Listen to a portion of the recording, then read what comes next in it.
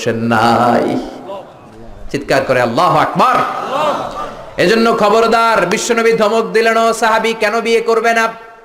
আমি তো বিয়ে করেছি, সব নবীরা বিয়ে করেছে, বিয়ে করার কারণে কারো কোনো সমস্যা নাই, এটা জেনেটিক ব্যাপার।